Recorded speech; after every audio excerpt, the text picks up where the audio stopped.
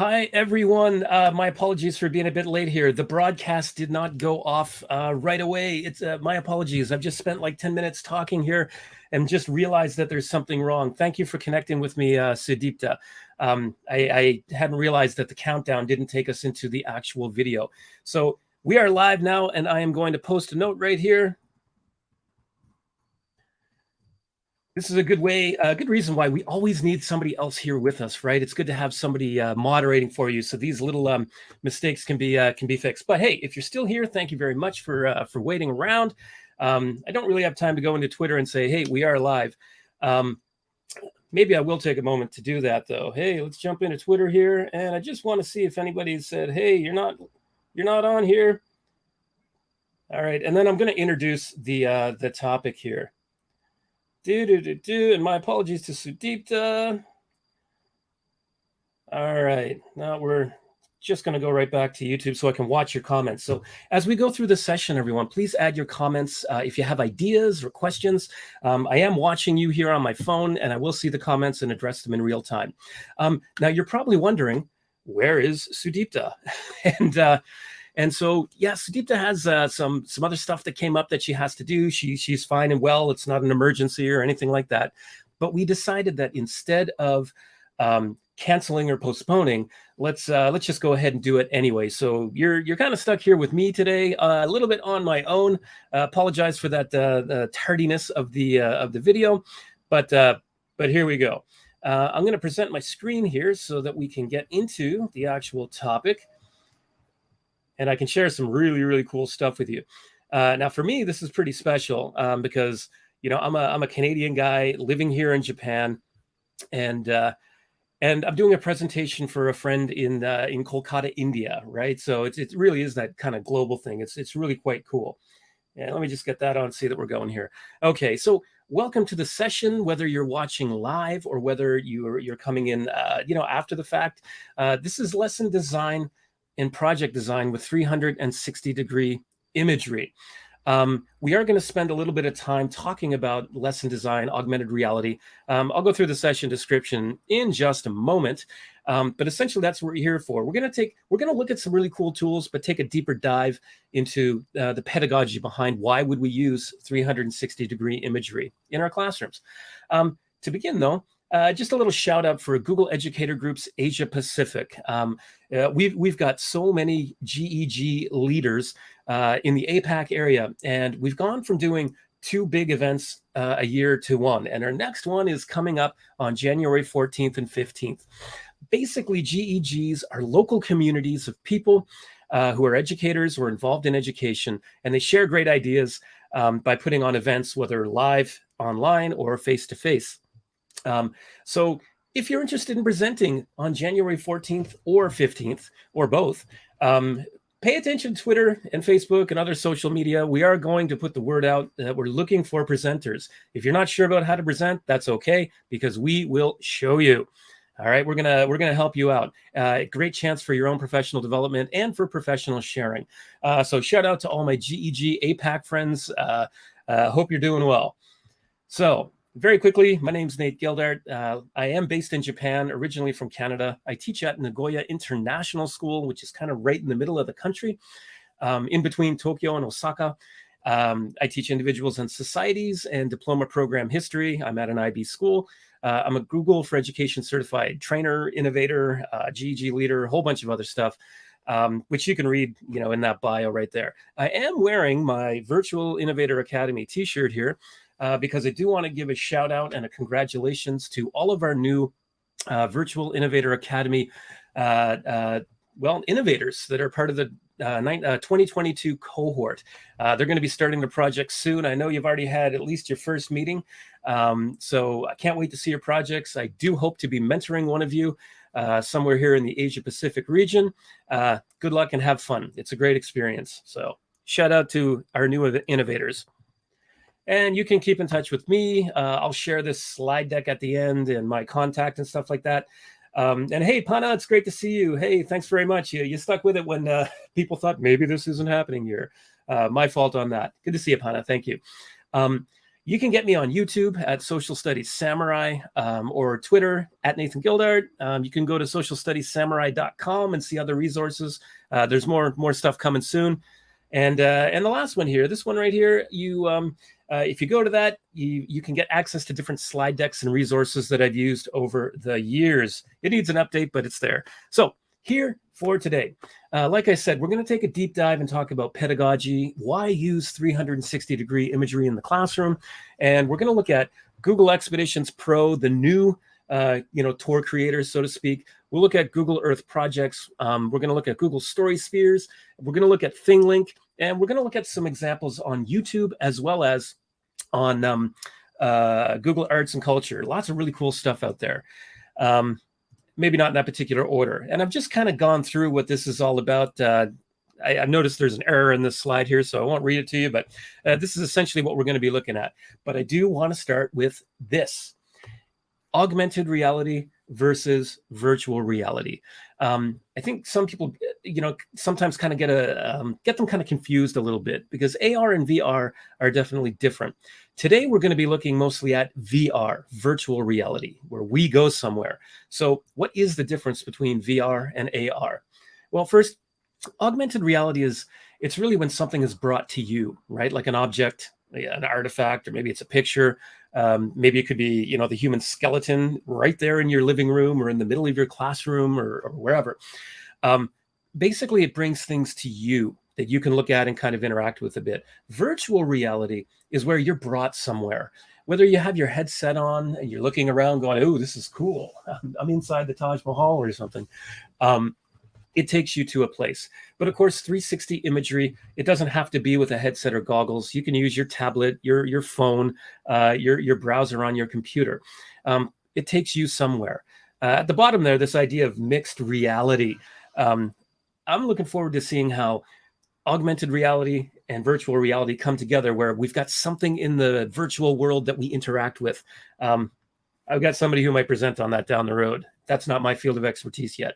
Why use AR or VR in particular? Both these tools, they're very immersive. They're engaging for students. It takes students somewhere where they're kind of like, "Whoa, I've not seen this from this in this way before," right? Students can, kind of go to a place, participate a little bit. Students can actually make things too. I really encourage you, if you're going to make something for your class, maybe think about having your students create something. I am so passionate about student creativity, students making something that we can share with the world, right? So think about, how can I use this in my class for my lessons and my own teaching and content, but how can I get students to use this to create as well, and then share with the world and teach the world? I also feel that in particular, some of these 360 tools we're looking at, it brings us to other places. So it helps us empathize with how other people live around the world. And you'll get some examples for what I'm talking about in a moment. Now we know that education is not democratized. There are a lot of people that do not have access to devices and Wi-Fi and things like that. For those that do have access, it does bring the world, it makes the world a little bit smaller. So I'll leave it at that. Let's think about how you structure your classroom, right? Like all year long. I think it's very, very important to get that practice with whatever tools you're using in order to, how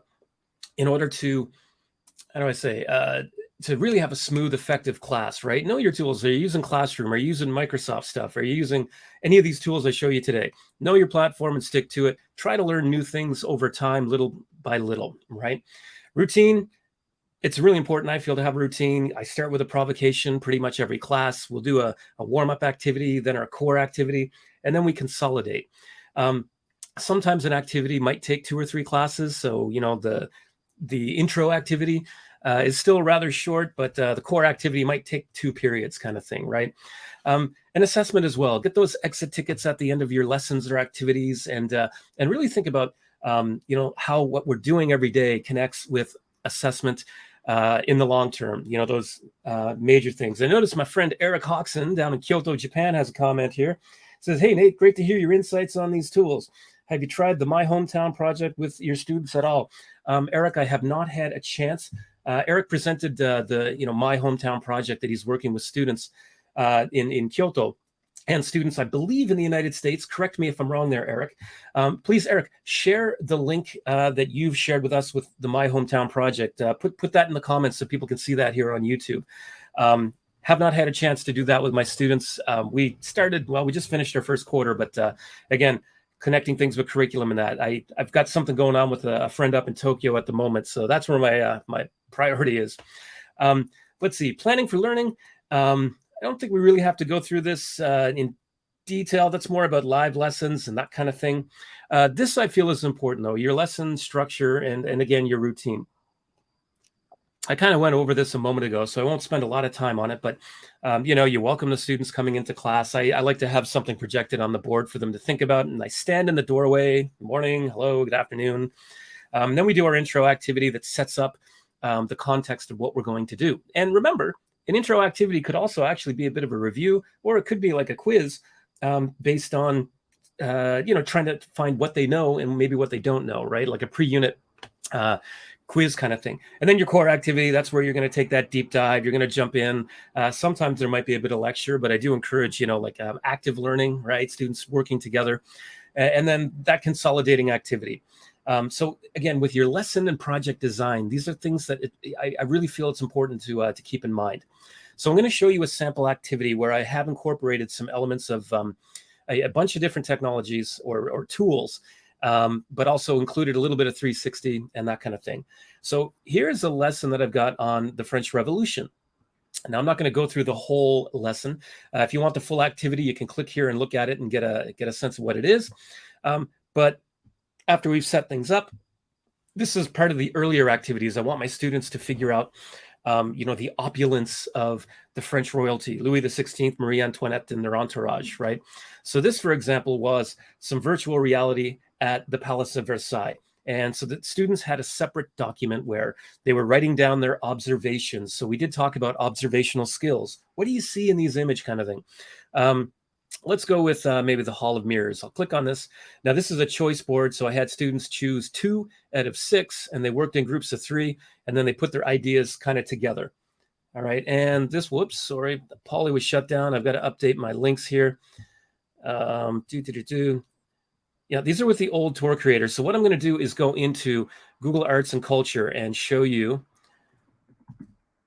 what I'm talking about. I'm using Google Arts and Culture since they ended the former 360-degree thing. But let me just jump in here, and I'm going to do a quick search here. I'm just going to put Palace of Versailles, and yeah, let's see. And I think this is the one that I want to go to right here. Okay, I'm going to scroll down a little bit, and I know as I go now, normally I would have these linked up in my class, and I obviously have to update that deck here. So here's an example. These are the things that I'm talking about, right? Inside the King's bedchamber. So I had students looking at these different elements of the Palace of Versailles, and then when they're in here, they can actually scroll around, right? And they can kind of get a sense. They can even zoom in too, which is kind of cool. It gives them that, like that feel of being there. They're like, whoa, this is somebody's bedroom. Like, are you serious? Kind of thing, right? Let's see. Curating the session. Thanks, Sudita. I just noticed a comment from Sudita. So as an example, to introduce that activity, I had this choice board, which I clearly have to update. And students were using that 360 experience to get their ideas together and also collaborate and share with each other. So we did some note taking. We had them share their ideas on a Jamboard Jam. We did go into Expeditions Pro. I can't show you that because it's the former Google Expeditions that we were using for this activity. But I'm going to show you the new version of that shortly. And of course, that consolidating your thinking, right? This was that, exit ticket. Okay, so you've seen these things.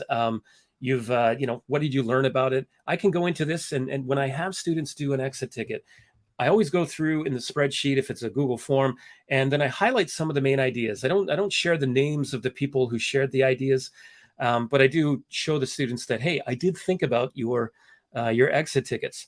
And of course, all right, so this is a sample lesson. It's more of an activity that took a number of days, but this was connected to a political cartoon that they were doing.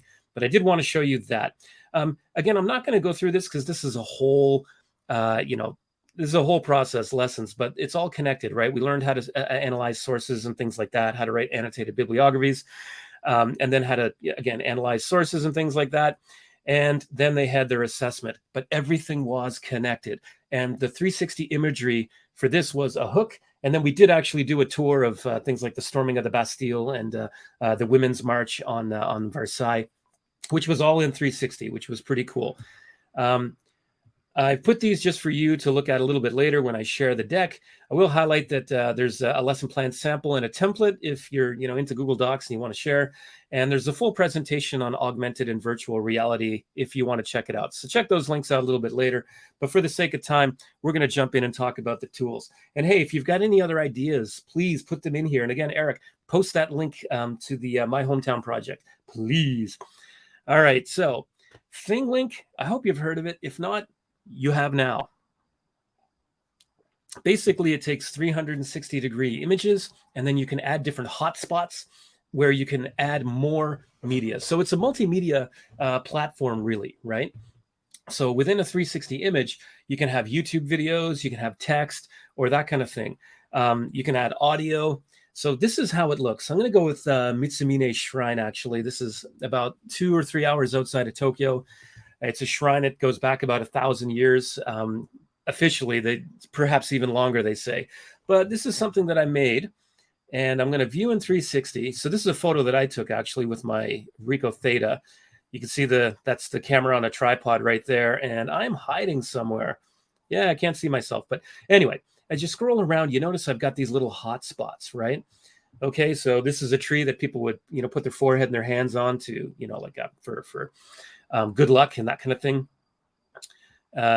Here's another one. Now, if I wanted to, I could put a little bit more text in there. You can embed videos, for example. These videos are all the other places in this shrine complex. It's quite big. You can put little information slides and things like that. That's where I put the text for this. So this is what ThingLink looks like. And of course, you can share it. You can, embed it in a website, or you can just share the link directly, which is pretty cool. Now I've got it opened up here. So this is what ThingLink looks like on the inside, because you're probably thinking, well, I don't have a 360-degree camera. I do think it's a challenge to find 360-degree images online. So, without having to pay for it, right? But the nice thing about ThingLink is that they do have a 360-degree library. So if you're to click on the 360 library, for me, I'm into World Heritage sites. So I'm gonna click on one of these, and so now within this library, I can look at these different different places, different World Heritage sites. It's Cappadocia. I saw that on the news the other day. Let's click on that. So I click on this, and as we wait for it to load, I've got pretty good Wi-Fi, but. So this is something that you could use in your class where, if you want, you could have students, again, use observational skills. So they don't really necessarily have to make something, but they can use their observational skills. Now, if I go up here into the top right, and you see I've clicked on the 3 dots, right? The ellipse, the snowman that has fallen over, right? If you click clone, are you sure you want to clone this file into your file list? Well, yeah, I'm going to say clone. A clone means to copy. Okay, so I've cloned one item. So what I'm going to do is go back. I'm going to close this by clicking the X here. And I'm going to go to content. I'm going to go to my content right here. If I want, I can add folders and things like that. But you notice now I've got, the Cappadocia, right? I hope I'm pronouncing that correctly. So what I want to do is edit this though, right? So if I click on the ellipse, I've got all these different options. And so now I can choose what I want to do. Just wait for this to load. You can add tags, you can add images and things like that. Let's see, maybe I want to add text. Okay, got no content here, whoops. So do that. I want to add text and media, put a title here, words here. Let's try to spell words correctly because it's not a tough word. And if I want, I could put a link to a URL. Maybe let's assume that this was something that I was going to use. And let's say I want to add an image. Let me just upload Let me just upload a screenshot here. We're going to get other 360 images later. This is where you would add 2D images.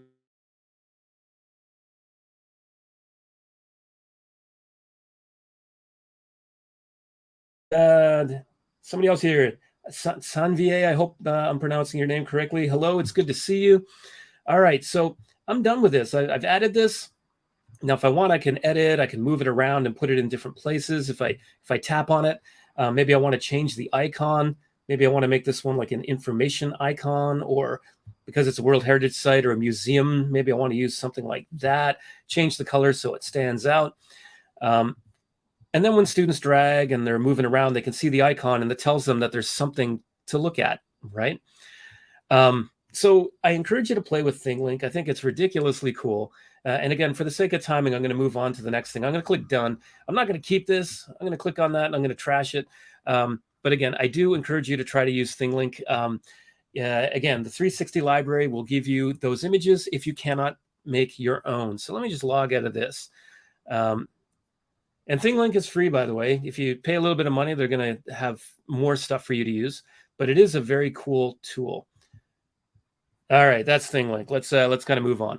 Google Story Spheres. This is another one that's really cool that a lot of people don't know about. And I don't know why. Again, it's a tool that uses 360 imagery. You can, it has a library where they've got some places. It's not very extensive, but if you can get the 360 images, you can make your own 360 degree kind of. It's not a tour. It works with like one image kind of thing. So let me go here. In fact, let me click on this. This is it's a shrine in the area where I live here, but it's on top of a burial mound, which makes it pretty unique. So again, I took a 360 degree image and I put this up here into Story Spheres, right? There was my tripod. I'm probably out there. I am. I'm hiding right there, right? But in here, I've got audio. Now I'm sharing my window, not my tabs, so you will not hear this, but let me play it anyway. Katezuka Shrine is a fascinating place because underneath the shrine, you have a one. Okay, so I know you couldn't hear that, but just trust me, you've got the audio, right? You can see the audio, hear the audio. Now the thing is, you can't upload like ThingLink. You can't add other images and things like that. You can just upload, your audio. Let me go back and I'll share another one with you. Or actually, I'm going to go here. Schoolhouse. There's one of this old 19th century schoolhouse in America. Okay, let me just type the word school. Again, you can do a search. I mean, you can explore spheres, that kind of thing. Let's see. All right, so the one I want's not really there, but if you click on explore spheres, then you can find other story spheres that other people have made. So play around, have a look at the different things in there. Now I'm going to log in here just to show you how easy it is to make stuff. I'm going to have to allow. Okay, and so now here's the deal. You have to make your own audio file to upload.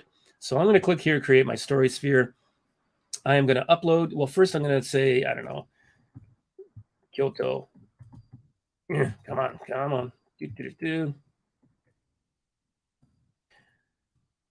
Kyoto, Japan, because I took some really cool photos.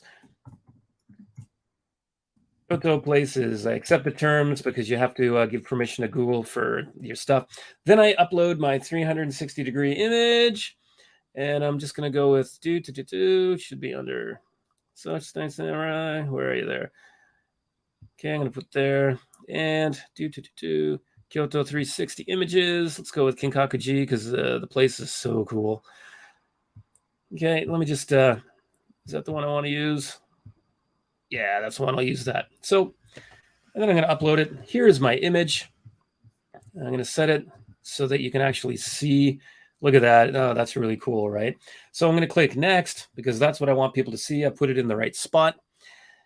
And now I want to upload audio files, right? So I have to record an MP3. Let me just quickly do that with QuickTime.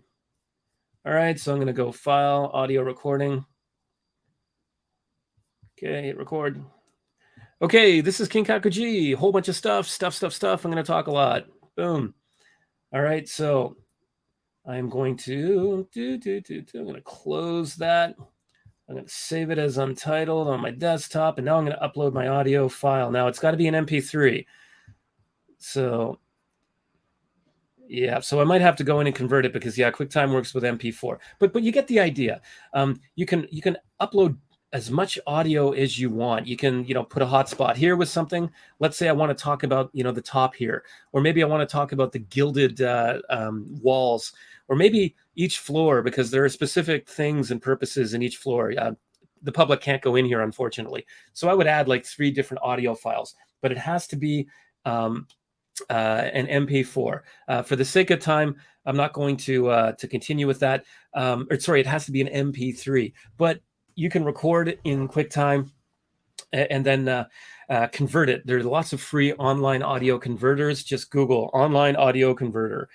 So it's pretty easy to use, as you can see. If you have the image, you can create a quick activity, probably in about half an hour. All right, I'm going to click leave here. Let's go back here. All right, so Google Arts and Culture we kind of looked at a moment ago. So again, that's a whole separate session. We could talk about Google Arts and Culture for 2 hours, but we are not going to do that.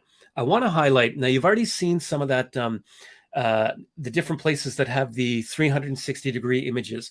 It's not only the Palace of Versailles, there are a whole bunch of different places. So go into Arts and Culture and search for something. But I want to show that we have, let's go with, let's see, Sensoji. Let me just mute that here. Well, no, it's unmuted. It's muted here, but let me pause it. This is one actually that I took myself.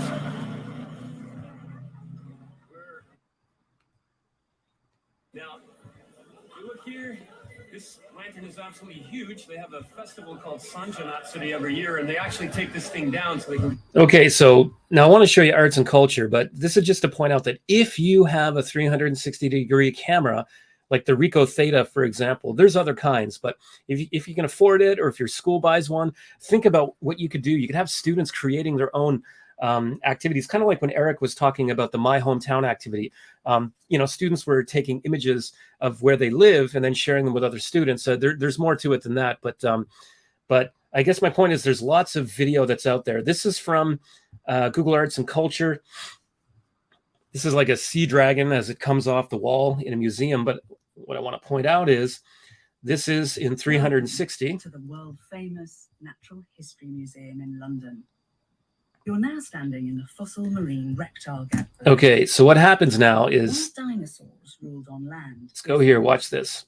Their sharp teeth and long necks earned them the nickname sea dragons.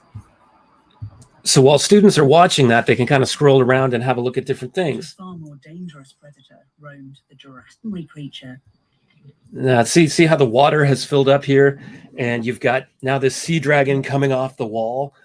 And again, it's still in 360. You can kind of, as the thing kind of goes and swims around, you can kind of look at it. I mean, that is just totally cool, right? All right, and I see another comment there from Sudeep I'll get to in a moment. I do want to show you one other thing, though, because... All right, so here we've got the Space Shuttle Discovery. This one's really different. But the point with this one is people are talking. They're sharing ideas. It's like an interview in 360 degrees.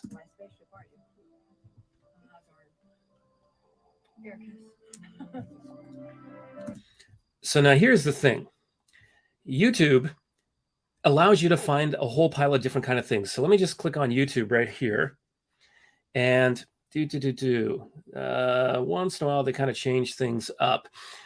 First thing that I'm going to do is type in my title. Let's say, because I'm a history teacher, let's go with ancient Egypt. Let me see if that's going to do anything. So I've typed in ancient Egypt, but what I want to highlight is here are filters. So I want to talk about ancient Egypt. I choose my filters.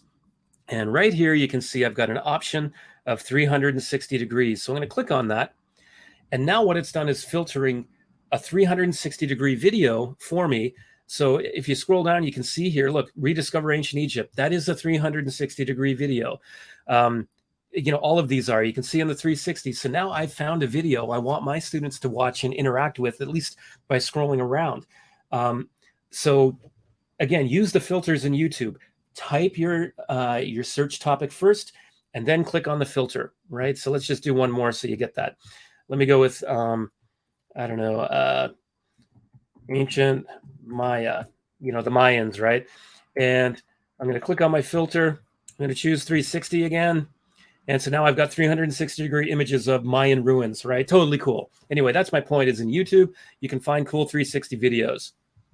Let me close that up here.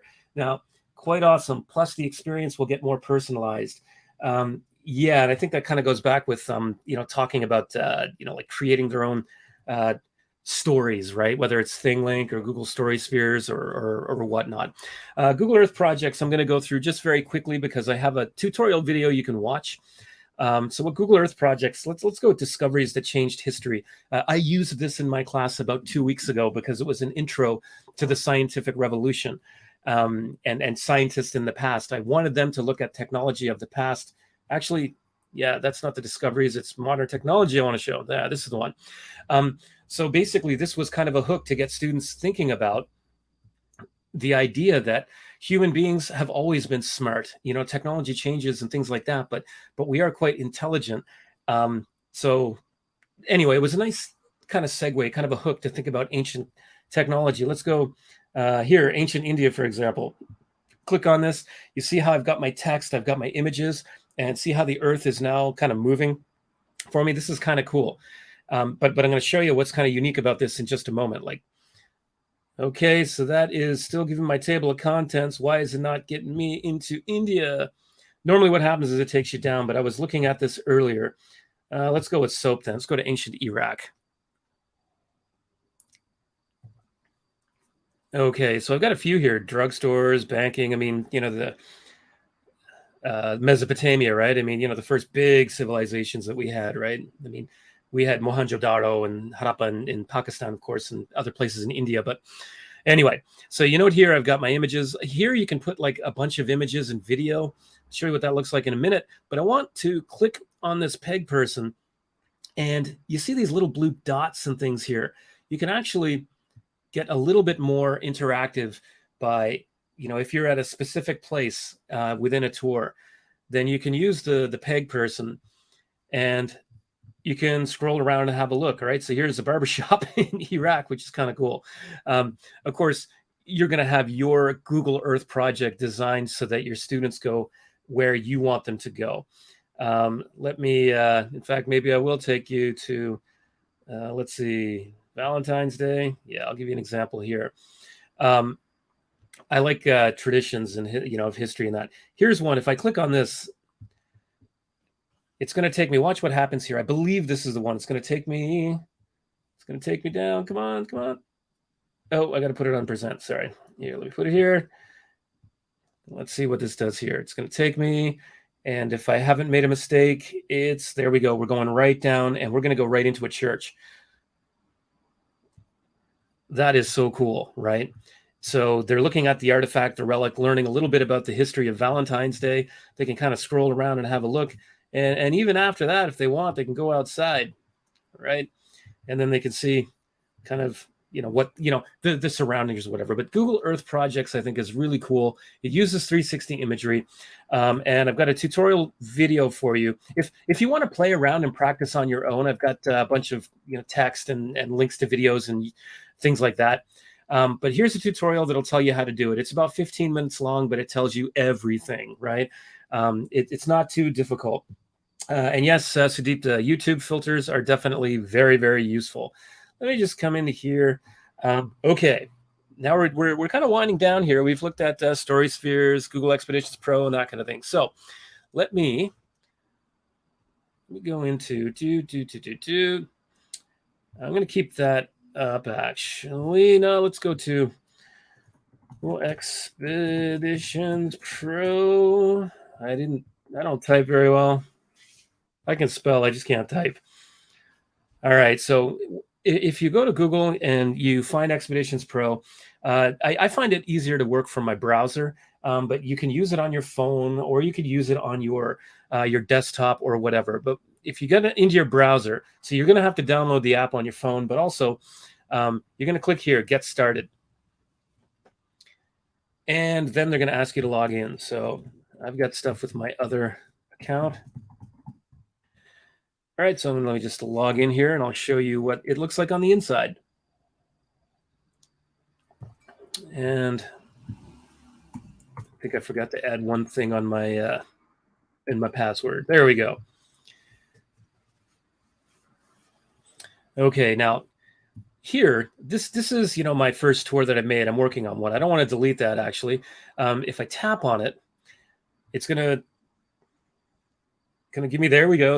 It's you know, here's my background. Here is where I have my tour link. This is what I'm going to use to share with students. That's what other people are going to be able to see. At the moment, I'm finding that you have to actually make an account and log in. I am coming up with a tutorial video on how to use this, but it's how to view. And unfortunately, my sharing my iPad and my phone, the app I use it's not functioning, so I can't show you what it looks like as a student when you're leading a tour. But I do want to show you what's within this. All right, so I've got my tours. I only have one because I've only really started playing with this. If you click on the Browse tab, you notice it's got categories here. So again, I'm a history, social studies kind of person. I'm going to click on that. Now, if I want, I can search. I can type in like, you know, Rome. And I know there's an ancient Rome one here. Let me get rid of that though and just stick with history. Go back to all public tours. Actually, no, let me just click on this one and show you. So here I've got the tour details, right? You know, the students can scroll around, that kind of thing. Right, there's the tour details right there. And now we're inside the Colosseum, right? You see all these different things. All right, so anyway, it's another way to kind of like you know, bring 360 to your classroom. Now you notice this little thing right here. If I tap on that, it's not going to allow me to do anything, right? But if I go to the left side here, people can actually click on these things and see like the different text and that kind of thing. Now, if you want, you can copy this and then you can make your own version of it, right? What I want to do is actually show you how to create. And again, this is something, whoops, I got to go to My Tours. And if you want to, you can import. If you save your file, somebody makes a tour. If you download the file and then you click import, then you're going to be good to go, right? So let me click import. And this is where you would drag your file and dump it in. If you've got old files from the old expeditions, which was made from Tour Creator, you can import them into this actually. But let me just start with a new tour. All right, so first you're going to choose an image. And let's just stick with Kinkaku-ji since I'm here. Yeah. And yeah, the classroom experience is spruced up with the 360 experience. Kakuji, Kinkaku-ji. And I'm just going to write the word words.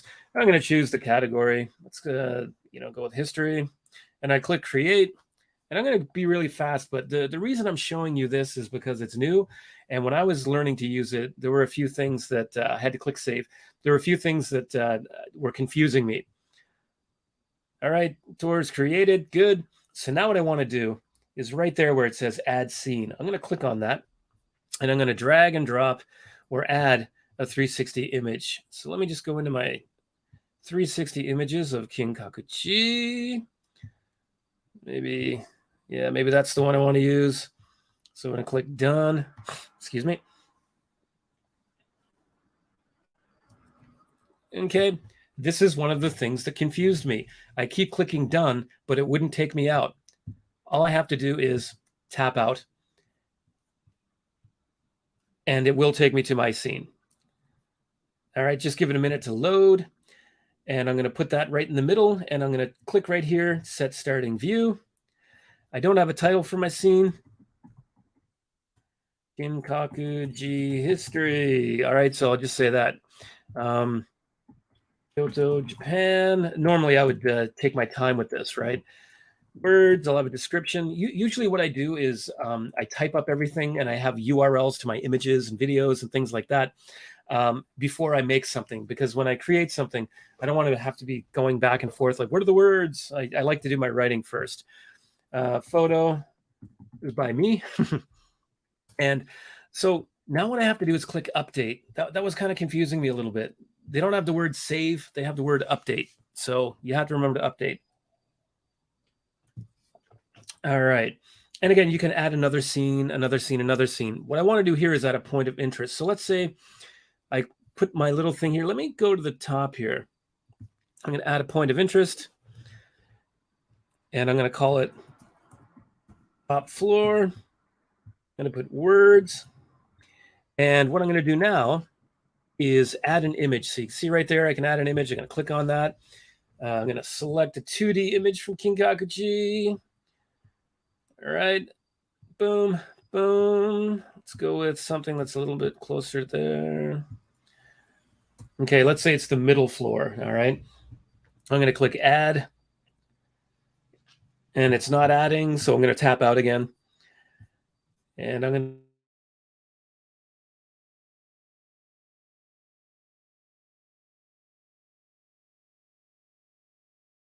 to, oops, gonna zoom back. Whoa, what's going on here? Sorry, folks. My fingers are all not perfect here. There we go.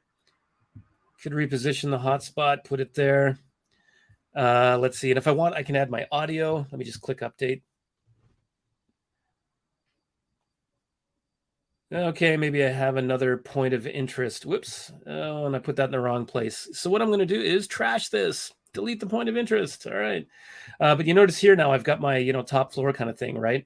But you get the idea. You can add your audio. It's got to be MP3, I believe. Or actually, if I add the audio, yeah, it's got to be MP3. So again, you can create like another immersive tour for your students. Now, it's easier if you have a 360 camera and you take your own images. I mean, imagine doing a school tour for your students, right? That would be totally cool. They take the photos of your school and then they put it like a tour of your school, or maybe cultural spots in your neighborhood around your school or where they live. I mean, there's so much you can do with it, right? And again, if we go back to tour details right here, that's where you're going to get the public link that people can share.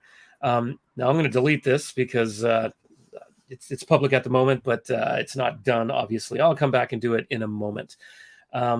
Let me just go back here. All right, so that's Expeditions Pro. Let me get the slide deck going here. And watch out, I will get a tutorial video going that has all the answers to the little problems that they have. So Expeditions Pro we looked at. There's a lot of other cool stuff. Again, I'll share this slide deck with you, but Google Lit Trips, basically it's, like doing these tours around the world based on the places in a book that people have traveled to. Google Maps, go with Google Maps if you're learning about a place, because Street View, it's 360 degrees, right? And your students actually with your phone, if you use the Street View tool, they can snap a whole pile of photos. And what Google does is stitch those together into a 360 degree image. So if your students have a smartphone, they can actually take a 360 degree photo of a place, snap, snap, snap, snap, snap.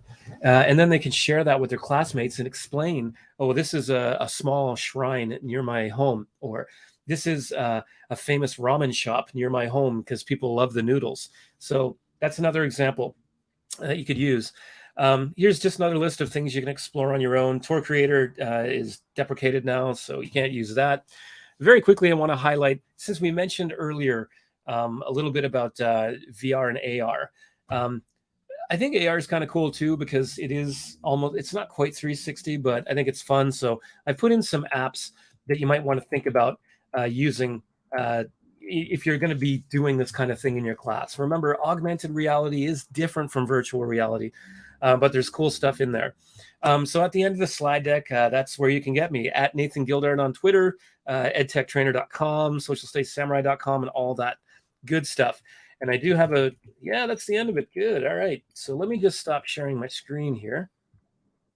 And so we are winding things down. So thank you for joining me, whether it was live or whether it was later. Thank you for waiting those 10 minutes when we didn't realize it was we actually had not gone live.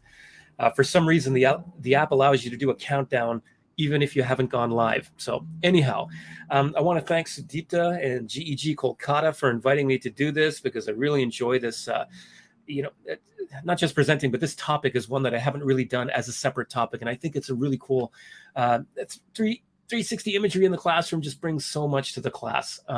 So I encourage you to explore one or two of these tools, learn to play with it.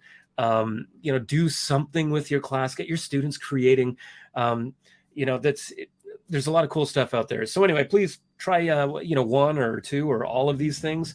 Again, if you go to ThingLink, they've got a lot of the 360 images there for you to choose from, so your students can create. Our grade 6 students are using it at the moment, so hey, it can be done. So again, thank you so much for having me. Remember, January 14th and 15th, if you are interested in presenting for GEG Asia Pacific, we would love to have you. So keep your eyes up for that. Thanks again, Sudipta and GEG Kolkata, and everybody else. I'll see you at other events and things like that soon enough. All right. Take care, everybody, and thanks for joining me.